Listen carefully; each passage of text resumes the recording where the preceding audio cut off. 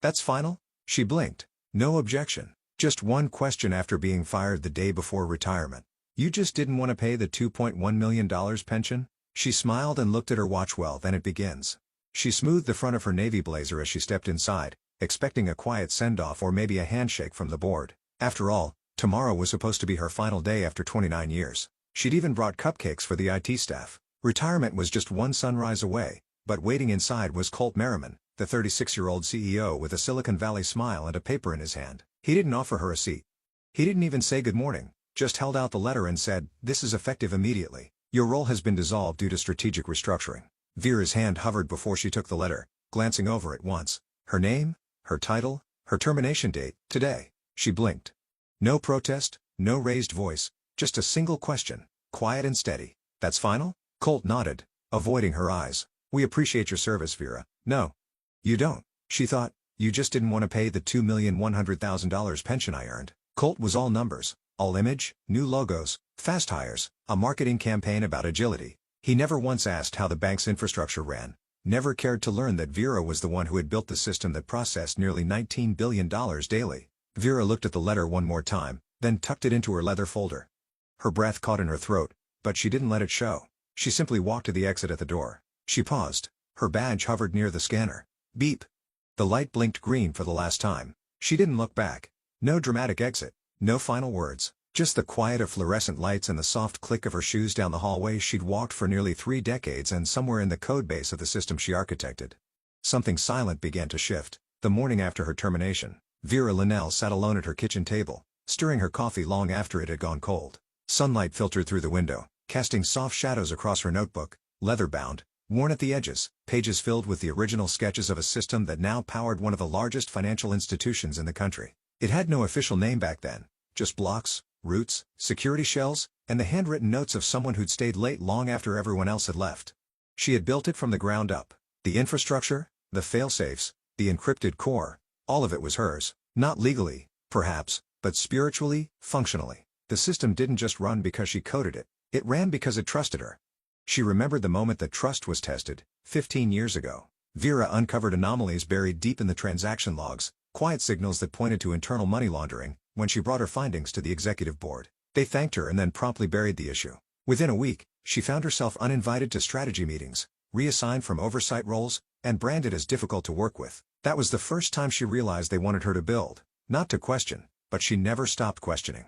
Years later, the board asked her to approve a set of quarterly reports riddled with inflated asset values. A harmless touch-up, they'd said. One signature was all they needed. It would have secured a foundation scholarship for her daughter, Ivy League, full ride, but Vera declined. And just like that, the offer vanished. Her daughter went to a state school instead. Taking on student debt, Vera would spend years helping her pay off. Ethics had a cost. Vera paid it quietly, painfully, but without regret. It was during that season she created Code Hera, a contingency, a choice, not a threat. If she was allowed to retire peacefully, the system would transition as designed, but if she was forcibly removed, the system would protect itself. It was never meant to be a weapon. It was a boundary, a final line of integrity written in code. Vera never told anyone about it, not because she feared consequences, but because she believed people would do the right thing when it mattered most. But Colt Merriman hadn't read the blueprint. None of them had. Now the system had begun to differently, quietly, but unmistakably. A shift, a slow tightening, a silent defense. Vera didn't smile. She didn't cheer. She only looked out the window and said to no one, "I warned them." Ethics matter in architecture. Colt Merriman was the kind of leader who knew how to smile for the quarterly report.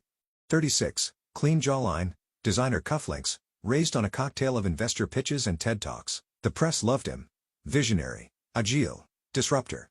He called meetings, fireside sinks, and referred to staff layoffs as energy pivots. Sires, internally. He presented Vera Linnell as the cornerstone of Gentry's digital legacy. At last year's anniversary gala, he handed her a commemorative plaque and called her a true architect of trust. 3 weeks later, he referred to her as the relic in a Slack message to his deputy CTO. She wasn't meant to see it, but she did. She didn't say a word. She just saved the screenshot. Vera knew exactly what Colt was doing. He wanted to clear space, space for his people, space for credit. The architecture she'd spent decades refining was no longer an asset. It was an obstacle, a system too complex for shortcuts, too ethical for manipulation. So he dressed it up. Every technical meeting became a performance. With Colt standing at the head of the table like a host on a streaming pitch show, he brought in his innovation leads, Young, eager hires with smooth speech patterns, and LinkedIn resumes, but no deep system knowledge. Vera was reduced to watching from the second row of meetings she used to lead. When she raised concerns about rushed code deployments, he'd nod politely and move on. We'll circle back on that. Vera, they never did. The most bitter moment came during the annual compliance review. Vera had submitted a report titled Ethical Exit Protocols, a preliminary security framework inside it, a detailed section outlining Hera and its purpose. She'd flagged it for executive review. Colt didn't read it. The document tracker logged zero activity. When she followed up, his assistant replied with a one-line email, "We've decided not to prioritize legacy protocol reviews at this time." Legacy. That word landed like a slap. Vera wasn't asking to be worshipped. But after 29 years of holding the digital weight of the company on her back, she'd expected to be treated as something more than a loose wire to be snipped. She never yelled. She never retaliated. But the anger settled in her chest like a stone. Cold. Quiet. Unmovable. He didn't just fire her. He erased her. And he didn't know.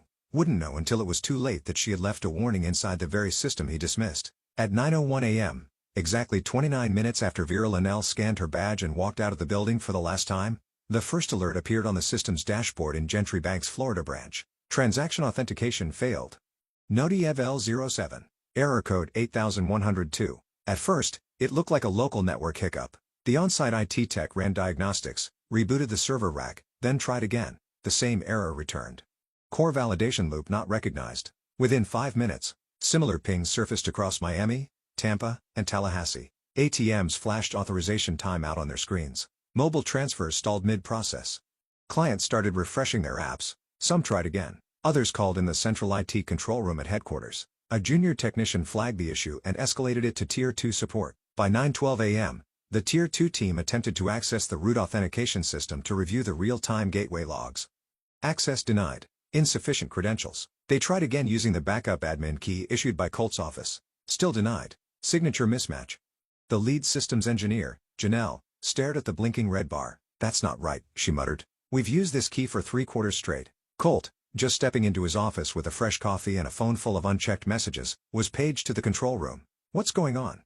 he asked, voice still relaxed. Janelle looked up from the monitor. "We're getting ID handshake failures across 3 states, and we can't override them. The system's asking for something called." She hesitated. "Hera signature root." Colt blinked. "Hera?" She nodded slowly. "Does that mean anything to you?" He didn't answer. "Try pulling up the system design documents," he ordered. Janelle's team opened the archive, but the master documentation file returned unreadable, encrypted. She tapped a few keys, trying to bypass the lock. A message surfaced, "Document secured by Linnell. Last modified, May 14, 2014. No one's touched this file in a decade," she whispered. They stared at the screen. The more they tried to move through the layers, the more access walls they hit. All of them traced back to Vera, her ID, her digital signature, her long-since retired admin protocols by 9:26 a.m. 7 more branches reported identical system glitches. Colt's phone buzzed. "Incoming call, Treasury Compliance Desk." He didn't answer. "Not yet." For the first time that morning, Colt Merriman's jaw tensed. This wasn't a bug. It was a lock. A lock they no longer had the key to. And the one person who did had walked out exactly 29 minutes ago. By 9:47 a.m., the glitch had turned into a blackout from Boston to San Diego. ATM screens across the Gentry Bank network froze simultaneously, each displaying the same bold, impersonal message: "Service unavailable. Please contact your branch." Only, the branches weren't answering either inside the bank's mobile app. User login requests spun endlessly before timing out. Wire transfers halted mid-transaction. Pending mortgage approvals were suspended. Internal dashboards returned incomplete data. Authentication systems stopped responding altogether. At 10:04 a.m., crowds began forming outside branches in Florida and Ohio. Local news stations picked up the story. Gentry system down nationwide. Hashtags began trending. Social media flooded with confusion, complaints, and unease. Some asked if it was a cyber attack. Others feared a liquidity crisis. Some just wanted to know if they could pay their rent today. In Gentry's 17th floor boardroom, Colt Merriman stood with both hands pressed flat on the glass conference table, eyes scanning the live report feed. "Tell me this is temporary," he said sharply. Janelle, now leading the crisis call, didn't answer immediately. "The system hasn't just failed, Colt," she finally said. "It's rejecting every override we've thrown at it. This is intentional behavior. It's protocol-driven." He exhaled slowly. "So we're locked out?" "At the root level, yes." Colt turned to the company's general counsel who had joined the emergency meeting via video call. "Reach out to Vera Linnell now. Offer reinstatement. Offer a bonus. I don't care. Just get her to unlock this." The legal team nodded and made the call at 10:21 a.m. They got an answer, not from Vera, but from the HR director's assistant. We can't authorize any communication regarding internal systems. Miss Lennell is no longer an employee of Gentry Bancorp. Her credentials have been formally revoked. She no longer has access nor permission to engage. They tried again, this time from Colt's direct office line. No answer. He paced the boardroom, teeth clenched. They don't get it, he muttered. She wants control. That's what this is. She's making a point. Janelle shook her head. I don't think she's making anything.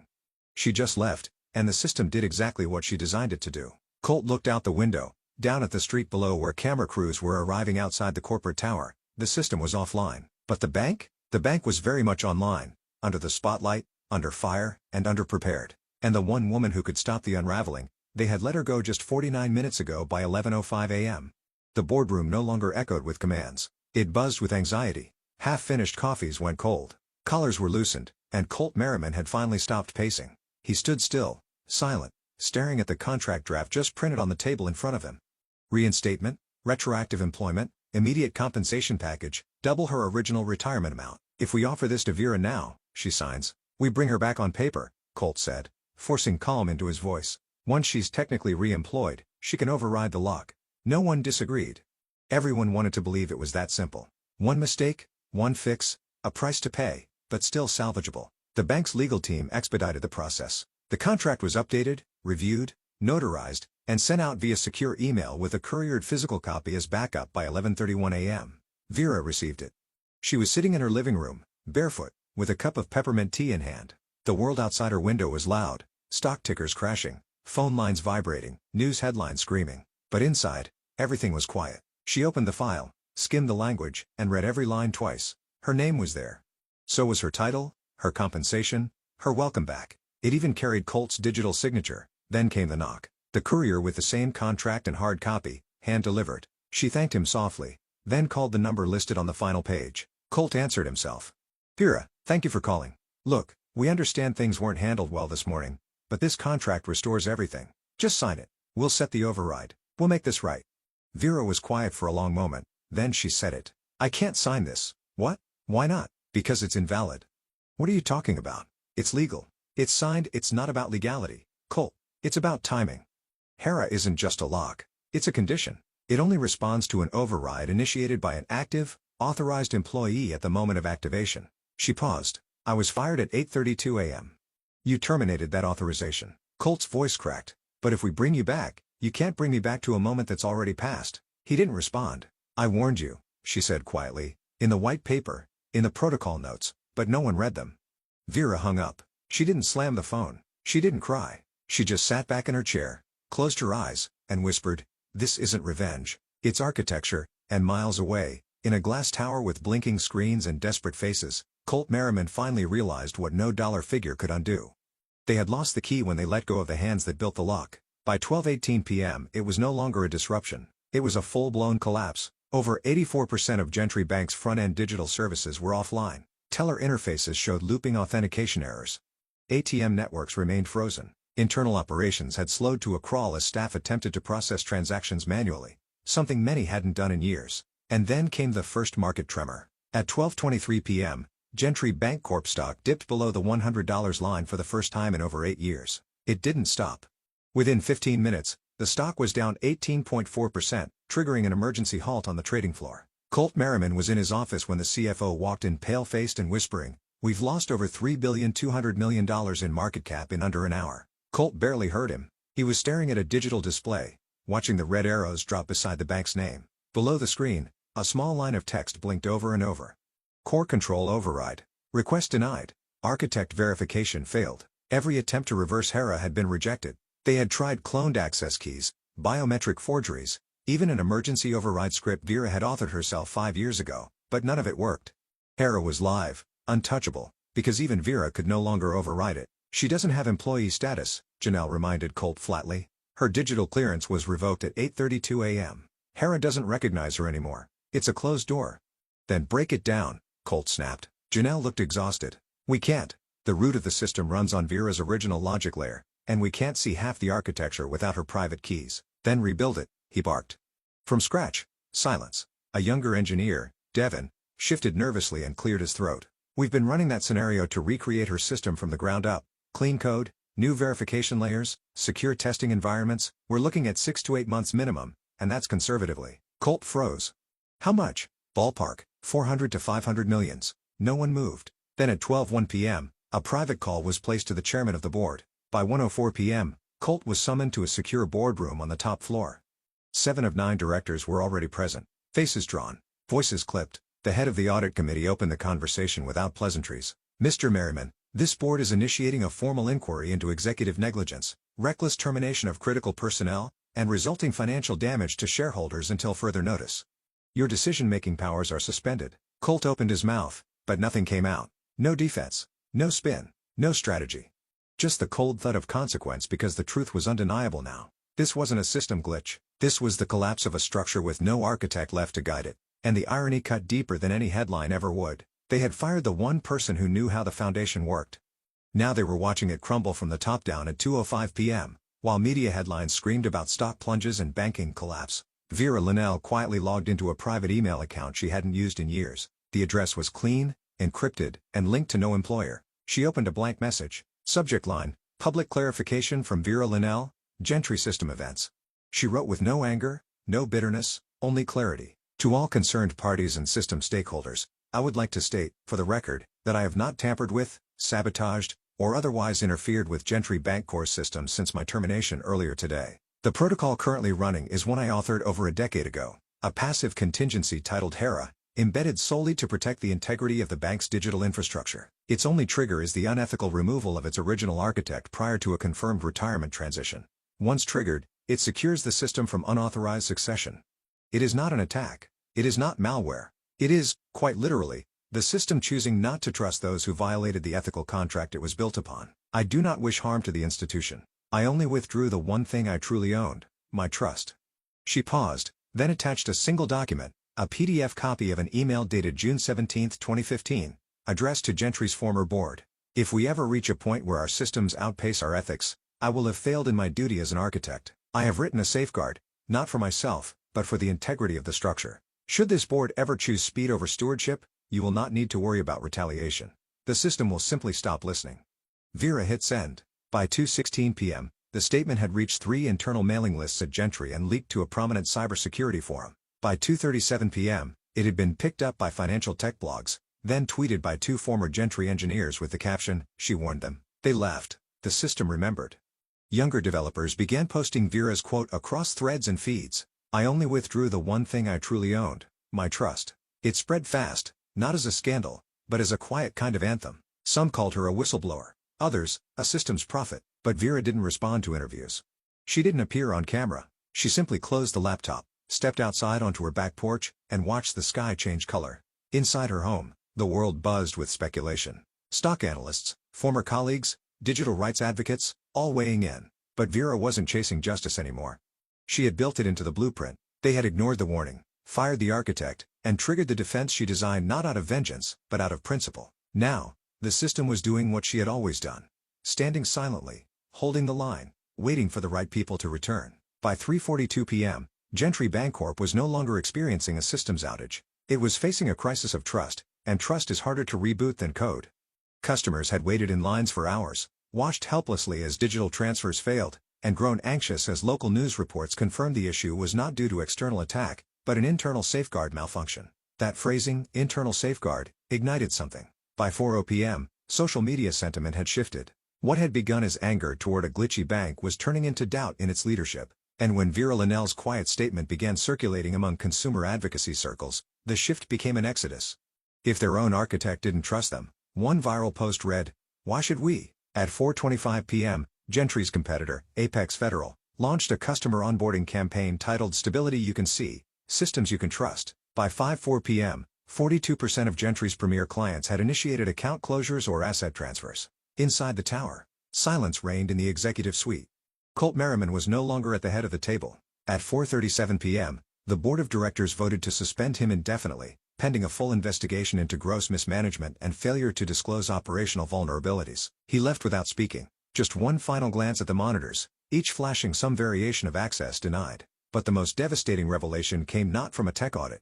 It came from the legal team. At 5:14 p.m., a junior counsel reviewed the architecture documentation file logs, ones they had believed belonged solely to Gentry. One footnote stood out. Copyright CO2 2014, Verilyn Systems, LLC, patent application, US 5947 and 33B, filed June 12, 2014. There it was. The entire foundational blueprint of the Hera framework, the layered encryption, the conditional deployment, the behavior-triggered protocols, had been patented over a decade ago under a private LLC wholly owned by Vera Linnell. Gentry didn't just lose the architect, they never owned the house. A call was placed to outside legal advisors. The board fell into stunned silence. The implications were clear. Every version of the system running on Vera's logic since 2014 had been operating on a licensed structure, not a proprietary one, without a valid agreement. Gentry had no legal claim to continue using, modifying, or restoring the code. What's more, by firing her, they'd unknowingly voided their own access privileges under the original license's moral clause. No lawsuits from Vera. No warnings. Just structure. Just law. Just the quiet force of long-prepared truth.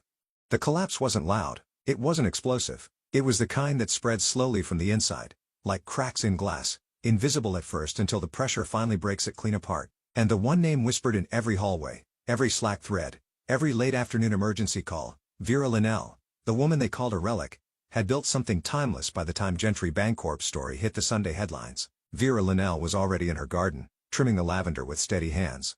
She didn't watch the coverage. She didn't read the financial blogs or listen to the news segments trying to brand her a corporate martyr, a tech rebel, a systems whistleblower. None of those labels felt accurate. She hadn't fought anyone. She hadn't leaked secrets or stood at a podium. She had simply walked away and let the blueprint speak. And in her silence, the world had started listening. Life moved slowly now. She woke with the sun, brewed coffee without checking email, and found joy in ordinary things. The perfect bloom of a white camellia, the sound of wind against cedar, the of bees. Her daughter called more often. Old colleagues emailed apologies, but Vera didn't need closure. What she needed, what she'd always wanted, was integrity. And finally, the system she built had honored it. At 9:12 a.m. on a quiet Tuesday, a small package arrived on her porch. No press, no fanfare, just a black envelope and a solid brass plaque inside. Chief Architect, Vera Linnell Systems that protect their makers. Apex Federal Technologies. No contracts, no conditions.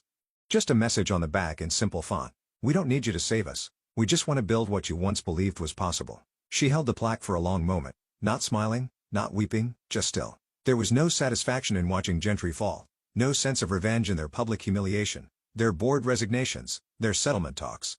That part had never mattered. What mattered was that the structure had endured. She had written her truth in logic. She had encoded her values into the system. And when they stripped her title, they'd unknowingly triggered the very lines of code that demanded respect, lines they had never bothered to read. Some saw that as revenge, but Vera didn't. Revenge is reactive, messy, fueled by fire. Her design had been cool, deliberate, and inevitable. It was never about vengeance. It was about defense. It was about building a world where ethics weren't optional, where foundations stood firm even when people didn't. As she mounted the plaque beside the old garden gate, a breeze moved through the trees. She inhaled deeply, the air tinged with rosemary and rain-soaked soil. She didn't miss the boardroom. She didn't miss the power, but sometimes, she did miss the silence of servers running exactly as they should, not for what they did, but for what they stood for before turning back inside.